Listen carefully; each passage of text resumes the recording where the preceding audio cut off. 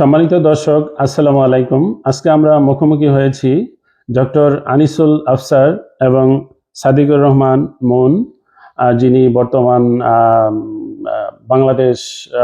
বাংলাদেশের সবচেয়ে বড় সংগঠন সাউথ ওয়েস্ট সিডনিতে অস্ট্রেলিয়ান মুসলিম ওয়েলফেয়ার সেন্টারের আসন্ন নির্বাচনে প্রেসিডেন্ট পদপ্রার্থী ডক্টর আনিসুল আফসার এবং সাদিকুর রহমান মুন ভাই জেনারেল সেক্রেটারি পদপ্রার্থী। আপনারা জানেন ডক্টর আনিসুল আফসার দীর্ঘদিন যাবত এই সংগঠনের সাথে সম্পৃক্ত এবং ওনার অভিজ্ঞতা এবং দক্ষতায় এই সংগঠনকে অনেক দূর এগিয়ে নিয়েছেন। তা আমরা ওনাদের সামনে আজকে বাংলার কণ্ঠের পক্ষ থেকে উপস্থিত হয়েছি কিছু সরাসরি প্রশ্ন করার জন্য এবং কিছু জানার জন্য ওনাদের অভিজ্ঞতা দক্ষতা কিভাবে এখানে উনি কাজগুলো করে যাচ্ছেন। তা ডক্টর আনিসুল আফসার ভাই, প্রথম আমি আপনাকে বলতে চাই, আমরা জানি আপনি দীর্ঘদিন যাবত এই সংগঠনের সাথে জড়িত। তো আমার কৌতূহল যে এই সংগঠনে কাজ করতে গিয়ে, এবং আমরা যতটুকু জানি 16ই মার্চ 2023-24 সালে কাউন্সিলে একটা কমপ্লেন করে আমাদের এই সংগঠনে কে বা কাহারা, তো এই কমপ্লেনে আমাদেরকে নামাজ পড়া পর্যন্ত বন্ধ করে দেওয়া হয়েছিল। শুক্রবার জামাত আমরা ওখানে পড়তে পারিনি প্রায় 1 মাস। তো এই যে চ্যালেঞ্জগুলা এত দ্রুত কিভাবে আপনি এই চ্যালেঞ্জগুলো মোকাবিলা করে সংগঠনকে একটু সফলতার দিকে নিয়ে আসছেন, যদি আমাদেরকে একটু বলতেন। ধন্যবাদ জাকির। দর্শক আসসালামু আলাইকুম। আমি অস্ট্রেলিয়ান মুসলিম ওয়েলফেয়ার সেন্টার একদম শুরু থেকে জড়িত আছি। আমি ফাউন্ডিং সেক্রেটারি ছিলাম এবং তারপরে আমরা 2007 সালে সংগঠন হলো, এখন এর বয়স 18 বছর। এই 18 বছরের মধ্যে আমি 10 বছর জেনারেল সেক্রেটারি ছিলাম এবং গত 4 বছর ধরে প্রেসিডেন্ট হিসেবে আছি। এখন আগামী নির্বাচনে আমি প্রেসিডেন্ট পদপ্রার্থী।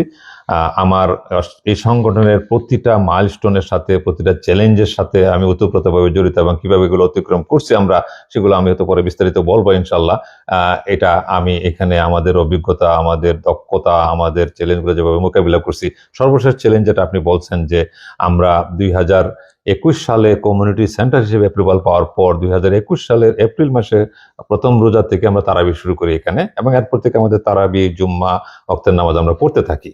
যদিও এখানে প্লেস অফ পাবলিক ওয়ার্শিপ হিসেবে অ্যাপ্রুভ না, কিন্তু আমাদের community center own by Muslim community, আমরা প্রত্যেকটা মেম্বার এখানে জড়িত। সুতরাং আমাদের অ্যাক্টিভিটির মধ্যে নামাজও একটা অ্যাক্টিভিটি, সেভাবে আমরা করতেছিলাম। কাউন্সিল এটা জানে, কিন্তু হঠাৎ করে একটা কমপ্লেন করার পরে সেখানে যেহেতু কমপ্লেন একটা লিখিতভাবে পড়ছে এবং আপনারা এটা জানেন কি কমপ্লেনটা কোথা থেকে গেছে সেটার ইন্ডিকেশন এখানে বোঝা যায়, কিন্তু এর পরিপ্রেক্ষিতে কাউন্সিল যে অ্যাকশনটা নিল আমাদের, সেটা আমাদের কাছে খুবই রহস্যময় যে কাউন্সিল এত দ্রুত এবং এত স্ট্রং অ্যাকশন নিল আমরা, যে তারা আমাদেরকে এখানে প্রথমে নোটিশ অফ অর্ডার দিল, ফাইনাল অর্ডার দিয়ে পরে যে এই সেন্টারে নামাজ পড়া যাবে না।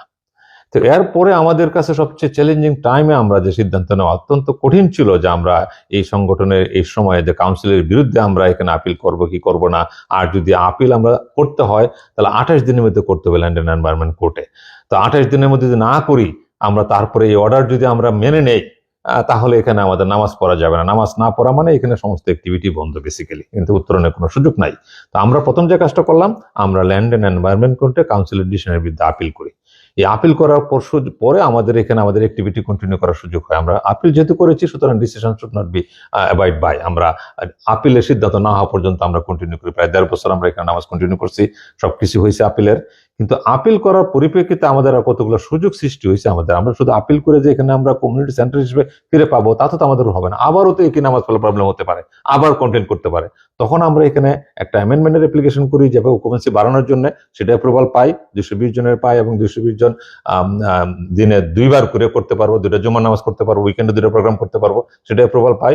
এবং এখানে যাতে মসজিদ করতে পারি সেটার জন্য জোনিং চেঞ্জ না করে আর একটা পাথওয়ে আছে যেটা আমরা অনেক এক্সপ্লোর করে আমরা বের করছি, যেটাকে বলে এডিশনাল পারমিটেড ইউজ, যেটা যে এই জমিতে মেজ অফ পাবলিক ওয়ার্শিপ এলাও না, শুধু এলইপিতে লোকাল এনভায়রনমেন্টাল প্ল্যানিং এ লেখা থাকবে একটা শিডিউল 1 এ একটা লাইন যে 13-17 eagle view road as a place of public worship is allowed. সেটার জন্য আমরা যারা করছি প্ল্যানিং প্রপোজাল, সেটা 2 বছর আমরা এটার পিছনে লাগে আছি, অ্যাপ্লিকেশন সাবমিট করছি, সেই লোকাল প্ল্যানিং প্যানেল অ্যাপ্রুভ করছে, তারপরে কাউন্সিলে আসছে, কাউন্সিল থেকে গেটওয়ে ডিটারমিনেশন হয়ে আপনার অ্যাপ্রুভ করে আপনাদের ডিপার্টমেন্টে প্ল্যানিং এ গেছে। Planning is the main authority এগুলো দেওয়ার। সেই ডিপার্টমেন্টের প্ল্যানিং থেকে আবার কাউন্সিলে আসছে, আবার পাবলিক নোটিফিকেশন হয়েছে, কমপ্লেন পড়ছে, সেই কমপ্লেনেরও জবাব দেওয়া হয়েছে। সবগুলা করে কাউন্সিল স্ট্র্যাটেজিক প্ল্যানিং সেকশন সেটাকে একটা রিপোর্ট তৈরি করে এই গত মাসে এটা কাউন্সিল মিটিং এ ফাইনাল পাঠাইছে, যেটাকে ফাইনাল অ্যাপ্রুভালের জন্য। তো সেটা কাউন্সিল থেকে অ্যাপ্রুভ হয়েছে।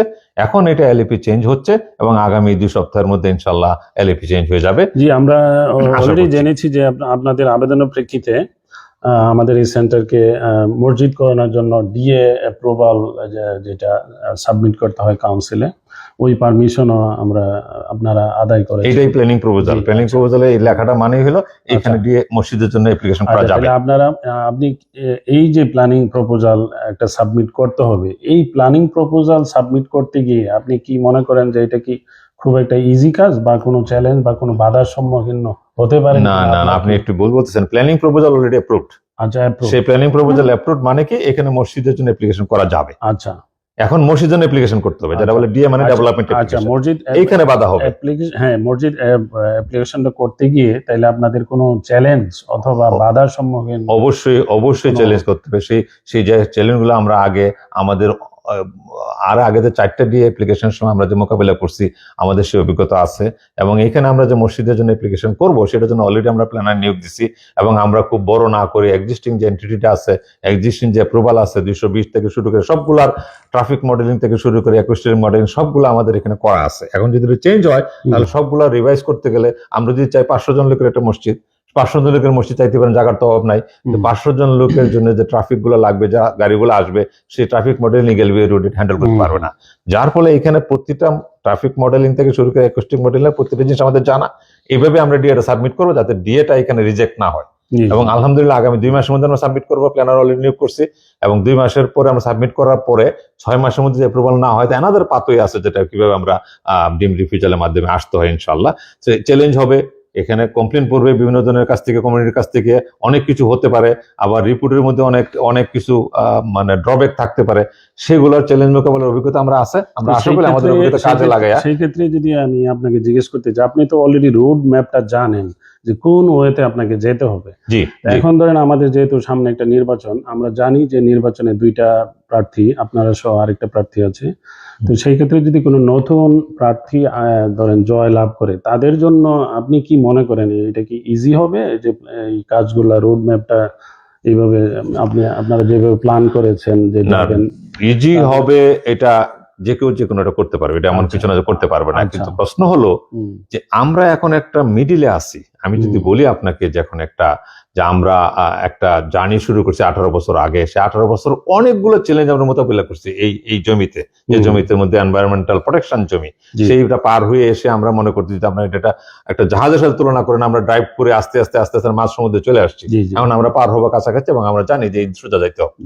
এখন আইসা আপনি বললেন যে ভাই আপনি সরেন, আমরা ড্রাইভার চেঞ্জ করে, আপনি যে কোনোদিন ড্রাইভ করে নাই, যে কোনোদিন এই সেন্টারে কোনো ডি অ্যাপ্লিকেশন সাবমিট করে নাই, যে সে কোনোদিন সেন্টারে কোনো একটা কমিটি ছিল না, এই যে ফরহাদ এবং রায়হান যে প্যানেলের থেকে, তাদের আমার জানাবো, তাদেরকে আমি চিনি ব্যক্তিগত, তাদের খুব ভালো লোক, কিন্তু আলহামদুলিল্লাহ তারা কোনোদিনই কোনো কমিটিতে সার্ভ করে নাই। আর এইসব ডিএ রিলেটেড ব্যাপার তারা হতে হবে কি, তাদের অভিজ্ঞতা নিতে হবে, তাদের প্ল্যানারের কাছে যাইতে হবে, সেখানে যাইতে, এইগুলো নিয়ে এত ডিলে হবে। তা আমি যে কথাটা বলতেছিলাম, মাঝপথের সামনে বলতেছিলাম আপনি সরেন আমি ড্রাইভ করবো, এই জন্যই আমরা দেখেছি আমাদের এলাকার অনেক ওয়াইজম্যানরাই আমাদেরকে বলছে যে এক্সপেরিয়েন্স ম্যাটার্স। আসলে ডেফিনেটলি খুব একটা ইম্পর্টেন্ট জিনিস, এক্সপেরিয়েন্স। আমার একটা প্রশ্ন হলো আপনাদের কাছে, আপনার কাছে এবং আমি দর্শকদের কাছে, যে যেখানে আমরা আমাদের ড্রিম মসজিদ করা এবং সেই মসজিদ এনভায়রনমেন্টাল লিভিং জমিতে, জুনিং জমিতে মসজিদ করা, এটা পাথওয়ে তৈরি করা রেসিডেন্সিয়াল এরিয়াতে, এটা রিয়েলি আলহামদুলিল্লাহ আল্লাহ সুবহানাহু ওয়া তাআলার রহমত এবং আমাদের এই যে আমাদের কঠোর পরিশ্রম, এবং সবচেয়ে কঠোর পরিশ্রম হচ্ছে বেশি জিনিস হলো এখানে হলো পাথওয়েটা বের করা। খুবই ডিপ্লোম্যাটিক এফোর্ট দিয়ে আমরা এই পর্যন্ত আনলাম।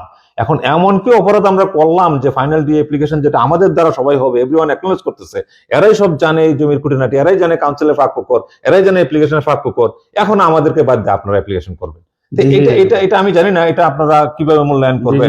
এরকম না যে আমরা খেলাধুলা শুরু করছি। ব্যক্তিগতভাবে কাউন্সিল একজন ইঞ্জিনিয়ারের সাথে আমি খবরটা পেয়েছি যে উনি সরাসরি বলেছে যে আনিস ভাই যে কাউন্সিলের ফাঁক ফোকর গুলা জানে, ইভেন আমি কাউন্সিলে কাজ করি ইঞ্জিনিয়ার হিসেবে, আমিও এই ফাঁক ফোকর গুলা জানি না। আমি শুনে অনেক আশ্চর্য। অভিজ্ঞতা ম্যাটার, যেটা আপনি বলেন, অভিজ্ঞতা ম্যাটার। থ্যাংক ইউ আনিস ভাই। আপনাদের দোয়া করবো যেটা আমাদের একটা জায়গায় যে this is not the time to change the leadership. আমরা এই রিস্কটা নিবেন না, আমরা এই সময়টা আসে না। এটা এরকম না যে ভাই আপনি 5 বার দুলছেন, দুলনার মধ্যে এখন সরেন আমি দুলবো। এটা এখানে আমরা তো এরকম না যে অনেক আমেরিকার প্রেসিডেন্টের তুলনা করে। হাউ কাম একটা অস্ট্রেলিয়ান মুসলিম কমিউনিটি অর্গানাইজেশন, এখন আমরা আমাদের ফুটে দাঁড়াইতে পারি না, আমরা আমেরিকার প্রেসিডেন্ট হয়েছি, দুইবারের বেশি থাকতে পারবো আচ্ছা, না। থ্যাংক ইউ এগুলো আনিস ভাই। তুলনা করে আমি এখন বুঝি না এটা। আমি আমার অভিজ্ঞতা থেকে আমি বলছি, আমিও দীর্ঘদিন সিডনিতে বসবাস করি, প্রায় 25 বছর। বিভিন্ন সংগঠনের সাথে আমিও সংযুক্ত ছিলাম। আমরা বিভিন্ন সংগঠনে, বাংলাদেশি সংগঠনে যা দেখি যে প্রেসিডেন্ট, সেক্রেটারি, ট্রেজারার, এই তিনজনের মধ্যে সবসময় একটা দ্বন্দ্ব দেখাই যায়। তো কিন্তু আপনারা, আমি জানি আমাদের যে ট্রেজারার আছেন বর্তমান, উনি দীর্ঘদিন যাবৎ এমডব্লিউসি তে ট্রেজারার দায়িত্ব পালন করে আসছেন, এবং মুনবাইও আমি মনে করি যে মনে হয় 2-3 টার্ম অলরেডি হয়ে গেছে আপনার এখানে। 2 টার্ম আর সেক্রেটারি। আনিস ভাই তো দীর্ঘদিন যাবত। আপনারা এই যে তিনজন একটা সুন্দর সম্পর্ক নিয়ে সংগঠনটা চালাচ্ছেন, আপনাদের স্বচ্ছতা এবং ফাইন্যান্স নিয়ে কোনো কমপ্লেন নাই। বিভিন্ন এজিএম আমরা দেখেছি যে ফাইন্যান্স নিয়ে কেউ কোনো কমপ্লেন করতে পারে না। এই যে স্বচ্ছতা, এইটা জেনারেল সেক্রেটারি হিসাবে আপনি কিভাবে এটা মেনটেন করলেন, বা এটা কিভাবে সম্ভব হয়েছে যদি একটু বলতেন। ধন্যবাদ জাকির ভাই। প্রথমে আমি সালাম দিয়ে শুরু করছি। আসসালামু আলাইকুম রহমতুল্লাহ মেম্বারদের। আপনারা জানেন আমি ব্যক্তিগতভাবে, যদি আমি একটু ডিটেলসে যাচ্ছি, আমি পার্সোনালি ঢাকা ইউনিভার্সিটিতে ফিজিক্সে পাশ করা এবং ইলেকট্রনিক্স টেকনোলজিতে করেছি, আবার ইলেকট্রিক্যাল লাইসেন্স নিয়েছি। বর্তমানে আমি রোবোটিক ইঞ্জিনিয়ার হিসেবে আছি। আমি এই টেকনিক্যাল জিনিসটা কেন বললাম, তার কারণ ওতপ্রোতভাবে যত কাজ হয়েছে, অনেক টেকনিক্যাল জিনিসগুলো ছিল আনিস ভাইয়ের পাশাপাশি আমি করেছি, এটা বলা দরকার, এই জন্য বললাম। অনেকে বলেন, আপনি যে স্বচ্ছতার কথা বলছেন, আমি আসছি ওই কোশ্চেনে। অনেকে বলেন আনিস সাহেবের সাথে কথা, উনি আসলে আমি দীর্ঘদিন, আমি 2 বছর জয়েন্ট সেক্রেটারি ছিলাম, তারপরে 2 টার্ম সেক্রেটারি হিসেবে ওনার সাথে ছিলাম। আমি একজন ফাউন্ডার মেম্বার শুরু থেকেই ছিলাম সেন্টারের সাথে, কাজ করতে করতে এক সময় এই সেন্টারের কমিটিতে এসেছি। এটা না হুট করে এসে দাঁড়িয়ে গেছি, কাজের অভিজ্ঞতা ছিল সেন্টারের সাথে যথেষ্ট পরিমাণে, এই জন্যই সেন্টারে আসা। এবং আমি চিন্তা করছি যে আমাদের এটা তো আল্লাহর রাস্তে কাজ, সবাই আল্লাহর রাস্তে করে, এবং এই কাজটা করে যদি পরকালের জন্য কিছু করা যায়, এই জন্যই আসা। আপনি যে কোশ্চেনটা করছে যে স্বচ্ছতা, এখানে আমাদের যে ট্রেজারার আছেন, উনি যথেষ্ট কি বলবো, আপনারা সবাই জানেন, উনি কাজের ব্যাপারে যথেষ্ট সহনশীল এবং কঠিনভাবে ওনার দক্ষতা দিয়ে উনি কাজ করেন। পাশাপাশি এই যত কাজগুলো হয়েছে সেন্টারে, এই যে আমি 18তে আসার পর থেকেই মোস্টলি ওয়ার্কগুলো হয়েছে, আমরা 2-3টা 4টা করে কোর্ট নিয়েছি প্রতিটা কাজের, এবং আমরা সরজমিনে উপস্থিত থেকে প্রেসিডেন্ট, সেক্রেটারি, ট্রেজারার, আরো আদার আমাদের যারা কমিটিতে ছিল, সবাই সরজমিনে থেকে প্রতিটা কাজ বুঝে নিয়েছি, এবং ওইভাবে আমরা স্বচ্ছতা বজায় রেখেছি। কতটুকু টাকা লাগবে, কোন খাতে কতটুকু লাগবে, সেটা দিয়ে আমরা সিগনেচার করেছি। আপনারা জানেন যে 3 জনের সিগনেচার ছাড়া টাকা ওঠে না, এবং কিছু কিছু ক্ষেত্রে 2 জনের হয় যদি আন্ডার 5000 হয়। এনিওয়ে, আমি ওইদিকে যাচ্ছি না, আমরা এইভাবে মেনটেন করেছি, এবং আমাদের ট্রেজারার কোনো ইনভয়েস ছাড়া উনি টাকা বের করেন না, টাকা দেন না। এই জন্য অনেকে আমাকে বলেও কমিটির যে, ভাই আমি তো টাকা এটা খাতে দিয়ে দিছি, উনি বলে দিছে, আমরা কমিটিতে সিদ্ধান্ত নিছি, তো আমাকে তো টাকাটা উনি, আমাদের ট্রেজারার বলে ইনভয়েস ছাড়া টাকা দেওয়া যাবে না। তো এইভাবে আমরা প্রতিটা জিনিস, প্রতিটা খাত এইভাবে মেনটেন করা। আমার ট্রেজারার যে কোনো সময় ফোন করে, ভাই এটা একটু সাইন লাগবে, সিগনেচার ছাড়া আমি তো দিতে পারবো না। এই জন্য উনি দৌড়ায়, সিগনেচার নেয়, কালেক্ট করে এবং করি। আপনার ধরেন আমাদের এই পর্যন্ত যেসব কাজ হয়েছে, প্রতিটা কাজ আমরা সূক্ষ্মভাবে করেছি সেন্টারে, এবং সামনে আমরা মনে করি আমাদের এই দক্ষ টিম সঠিকভাবে যে কাজগুলো আছে আমরা করে যেতে পারবো ইনশাল্লাহ। কেউ পারবে না এটা আমরা বলতেছি না, কিন্তু this is not the time for change. আমি সবার Thank you. কাছে রিকোয়েস্ট করব, 6 তারিখ 6 সেপ্টেম্বর আপনারা আসেন ভোট দিতে, এবং সশরীরে আসেন। এখানে আমাদের কোনো পোস্টাল ভোটের ব্যবস্থা নাই, আপনাকে উপস্থিত হতে হবে। ভোটটা একটা সাদাকা, আপনারা লাইভ মেম্বার হয়েছেন, এটা যেমন সাদাকা, আপনার ভোটটাও সাদাকা।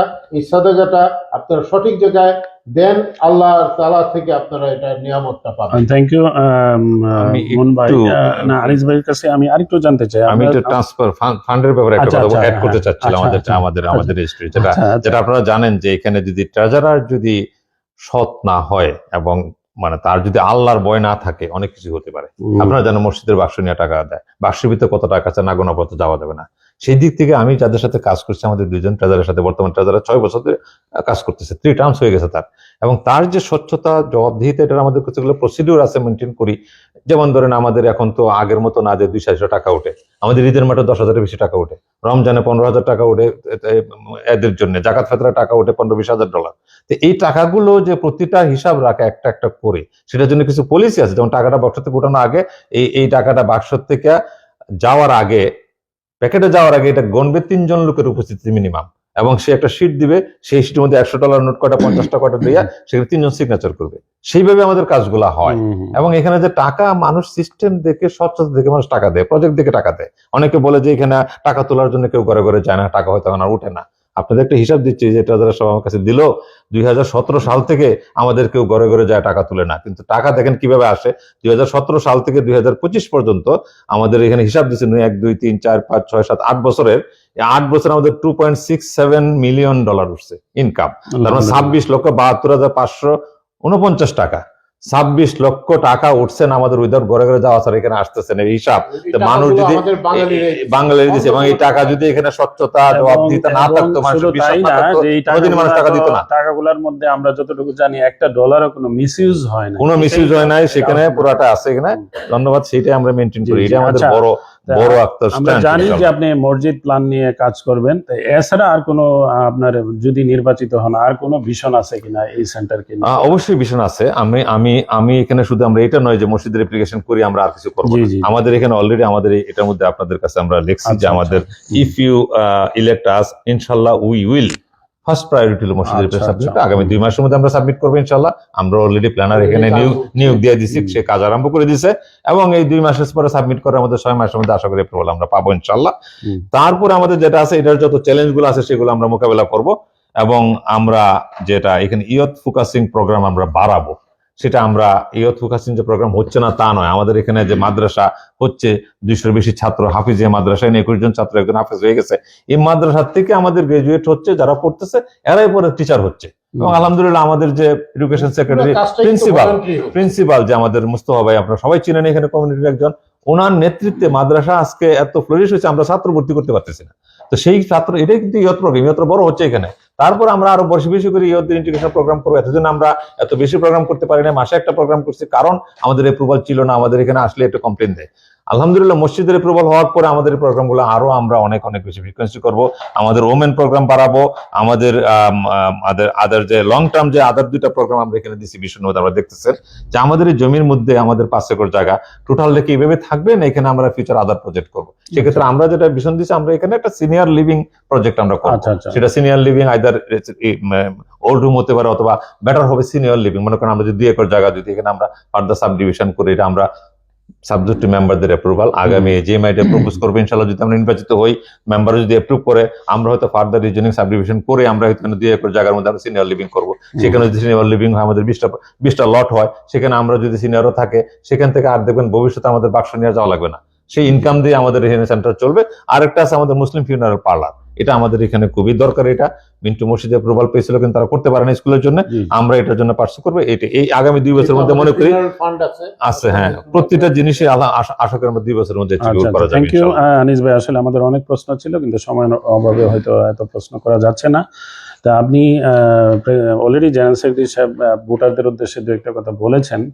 আপনি প্রেসিডেন্ট পদপ্রার্থী হিসাবে আপনি যদি কিছু বলতে চান দর্শকদের উদ্দেশ্যে, অথবা ভোটারদের উদ্দেশ্যে, অথবা আমাদের এমডব্লিউসির যারা মেম্বার তাদের উদ্দেশ্যে। জি, আমরা এমডব্লিউসির মেম্বার এবং দর্শকদের উদ্দেশ্যে, যারা মেম্বার না তারা হয়তো শুনবেন, এবং তারা মেম্বারদেরকে বলবেন আমাদের 1175 জন আমাদের ভোটার, এবং তাদের মধ্যে সবাই ভোট দিতে আসবেন ইনশাআল্লাহ। ভোট ডে ফিজিক্যালি আসতে হবে, এবং আমাদের এই প্যানেলকে আপনারা নির্বাচিত করবেন। কারণ এই হাদিকুল প্যানেল এই কঠিন সময়ে, really we are in a very crisis. মসজিদ অ্যাপ্রুভাল না হওয়া পর্যন্ত অনেকগুলো আনফোরসিন চ্যালেঞ্জ আসতে পারে, যেটা আমরা জানি না। এবং আমাদের যেহেতু অভিজ্ঞতা আছে এবং প্রতিটা চ্যালেঞ্জ মোকাবিলা করার ফাঁকফোকর সব আমরা জানি, তা আপনারা কেন আমাদেরকে ব্যবহার করবেন না? আমাদেরকে ব্যবহার করেন, যে পাগলও তো জানে যে নিজের বুঝে। আপনারা আশা করি সবাই বুঝবেন, সবাই সেন্টারকে পছন্দ করে। এই সময় আমাদেরকে এই সুযোগটা দেন, যাতে আমরা মসজিদের অ্যাপ্রুভালের মধ্যে দিতে পারি। এই সময় লিডারশিপ চেঞ্জ করা ইটস এ ভেরি রিস্কি। যারা অভিজ্ঞতা নাই, যারা কোনোদিন এই কাজটা করে নাই, যারা কোনোদিন কমিটিতে ছিল না, চিন্তারও আসে। কমিটিতে নেতৃত্ব দেয় নাই, তাদের হাতে আজকে ডি অ্যাপ্রুভাল এই সাফারিনের সময় একটা রেসিডেন্সিয়াল এরিয়াতে মসজিদ করা চারটিখানি কথা না। সেটা কিভাবে তারা অনেক আনফোর্সিন চ্যালেঞ্জ যারা আমরা জানিও না এখনো, তো সেইগুলো মোকাবিলা করা আল্লাহ যেহেতু আমাদের অভিজ্ঞতা আছে, অভিজ্ঞতার কোনো বিকল্প নাই এখানে, দক্ষতার কোনো বিকল্প নাই এখানে। It is not the time to change the leadership. আমি আপনাদের কাছে সবিনয় অনুরোধ করতেছি যে মসজিদ করার জন্য এই সময় আপনারা এটা করবেন না। আমি ওখানে থাকতে চাই নাই, থাকার জন্য আসি নাই। আমার এখানে যদি মসজিদটা হয় ইনশাল্লাহ আমি এখানে অন্য কাজ করবো ইনশাল্লাহ। যে করে আমি মসজিদের প্রেসিডেন্ট হইতে চাই নাই, সেক্রেটারি হইতে চাই নাই, কিন্তু আমি এখানে আল্লাহর রাস্তায় কাজ করতেছি। এই জমি কেনার জন্য আমার একটা লিডারশিপ ছিল, আমার একটা দায়বদ্ধতাও আছে। মসজিদটা পর্যন্ত আমাদের সুযোগটা দেন ভাই, এটা আপনাদের কাছে আকুল আবেদন। ধন্যবাদ। ধন্যবাদ আনিস ভাই এবং সাদিক ভাই, আমাদেরকে সময় দেওয়ার জন্য। আপনাদের প্যানেলের জন্য অনেক অনেক শুভকামনা। Thank you. আপনার জন্য ধন্যবাদ। শুভকামনা। আসসালামু আলাইকুম। মেম্বারদের জন্য শুভকামনা। ইনশাল্লাহ আমাদের এই প্যানেল, ইনশাল্লাহ আমাদের এই ফুল প্যানেল, এখানে সবাইকে আপনারা চিনেন। এখানে আমাদের যারা আছে, এখানে মাত্র 2 জন লোক আগে কমিটিতে ছিল না, আর বাকি সময় এই কমিটিতে বিভিন্ন পজিশনে বিভিন্ন তারা জায়গায় কাজ করছে এবং আসছে, কাজ করতে কমিটিতে আসছে। আছে। কাজ এবং ছাড়া এখানে কেউ নেই। জি, ধন্যবাদ সবাইকে। Thank you.